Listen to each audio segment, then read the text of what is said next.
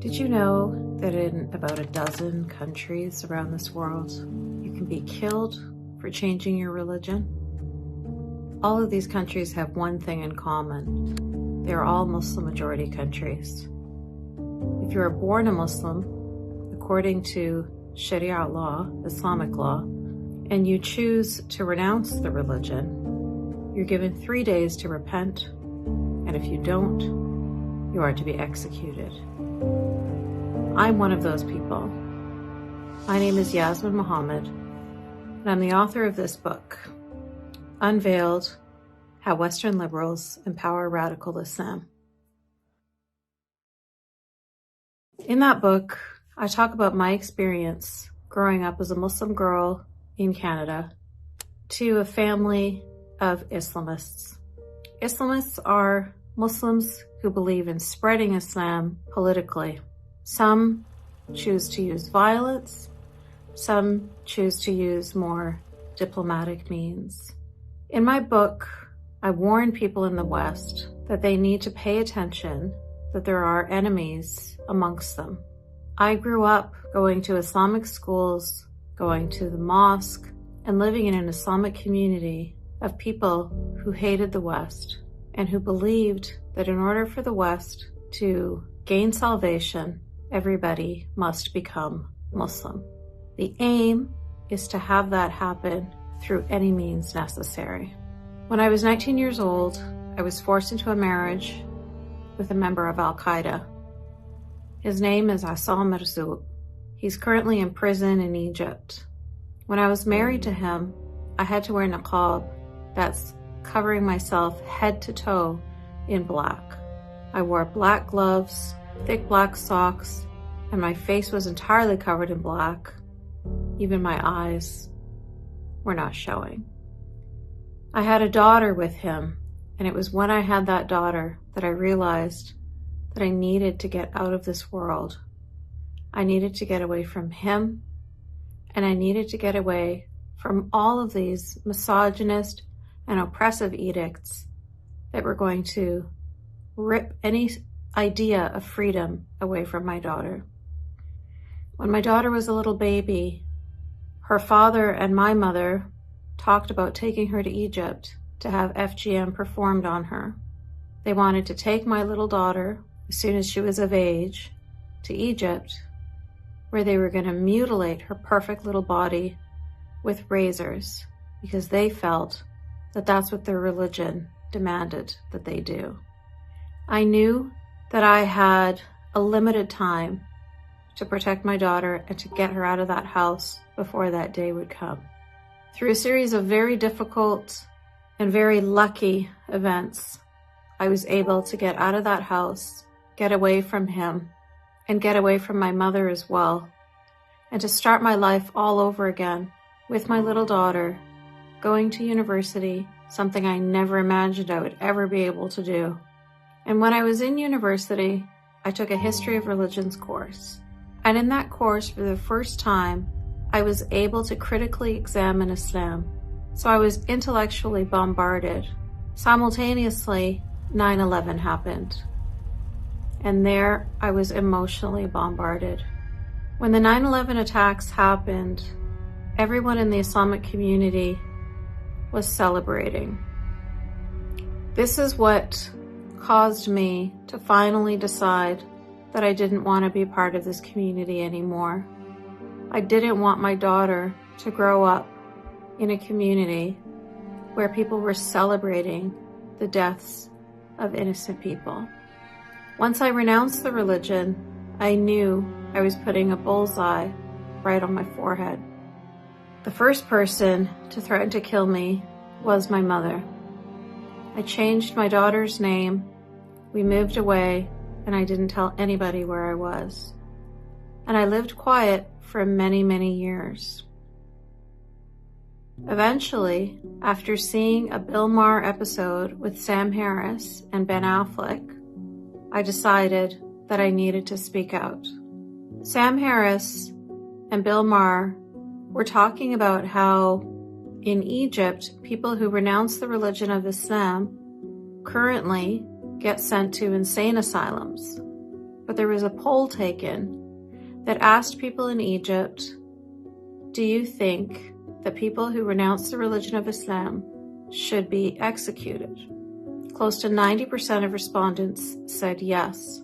To have these two men speaking on HBO about me, essentially. I was of Egyptian descent, and I had renounced Islam, and I thought that nobody cared. But these men cared. They were talking about it as if I mattered. And that's when Ben Affleck jumped in and silenced them and called them racist. It's gross. It's racist. It's not.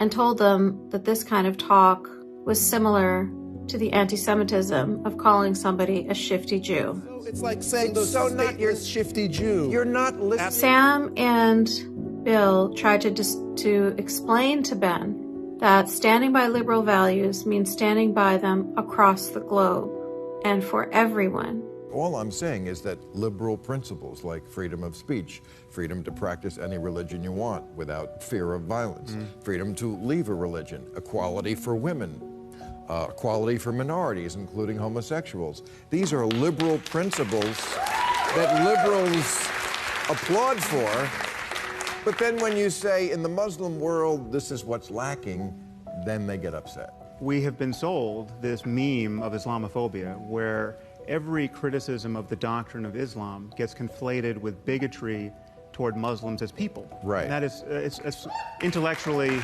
ridiculous. But Ben did not want to listen.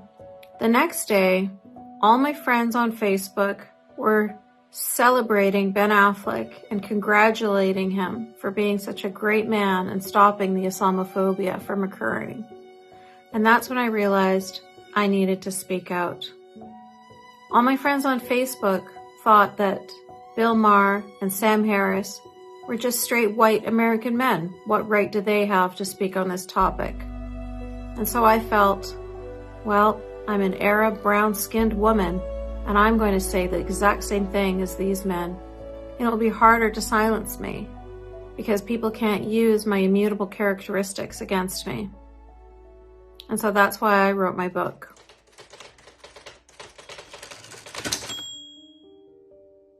Thankfully, my book has been very successful. It's been published in 15 languages, but it wasn't always that easy. I was unable to find a publisher in English, and I ended up self-publishing it myself. After writing this book, and after it got a lot of success and a lot of people read it, I was getting approached by people all over the world, telling me about their experiences, sharing with me their traumas, and asking me for support. I felt helpless. And so in order to help these people, I started an organization called Free Hearts, Free Minds. It's an organization that supports people who have renounced Islam all over the globe, and it also helps those from the LGBT community who are also at risk of persecution and execution in many Muslim-majority countries. In my organization, we not only offer individual support and group support, but we also offer a community. It's the one thing that people who renounce the religion of Islam lose. We lose our friends, we lose our family, we lose our community. We end up being all alone in the world, isolated and terrified.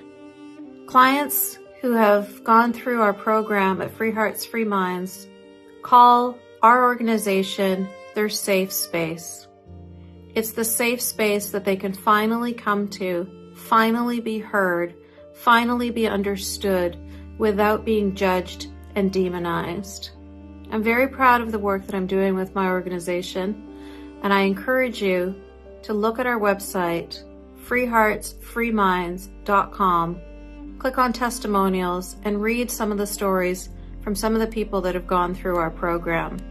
I hope you'll be encouraged to donate to help us to support even more people. I also have a podcast that I've started called the Yasmine Mohammed Podcast, where I generally speak with women who have overcome religious persecution. Quite often these women are coming from Muslim backgrounds, but not always. I also speak to women who grew up in Christian fundamentalist homes and even one woman who grew up in communist Russia.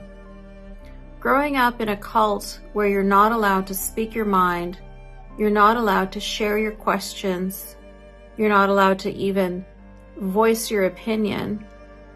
When you grow up in that kind of atmosphere and you have the courage to overcome and to get yourself out of that and to break through the indoctrination, those are women that I really admire and that I really want you to hear from so that you can also be inspired by them. They are incredible women. I also interview men, not just women. I interview men who have also had to overcome, men who have been imprisoned in Iran, men who have had their jobs and their reputations torn from them because of accusations of Islamophobia. As well, I co-founded an organization called the Clarity Coalition. I co-founded it with a Muslim man. It's important to remember that even though I'm an ex-Muslim and according to the religion of Islam, I should be killed, there are a lot of Muslim people out there who disagree with these edicts. One of those people is Dr. Zuhdi Jasser, the man who I co-founded this coalition with. He is a Muslim who believes that his religion can be pulled into this century. In that organization, we have people from all sorts of backgrounds, different ethnicities, different religious groups, but we all have one thing in common. We're all very concerned about political Islam. We're very concerned about people like my family and the community that I grew up in. We're very concerned about people who are wanting to Islamize the West. Please join us. Look up claritycoalition.org and click on the Join Us button.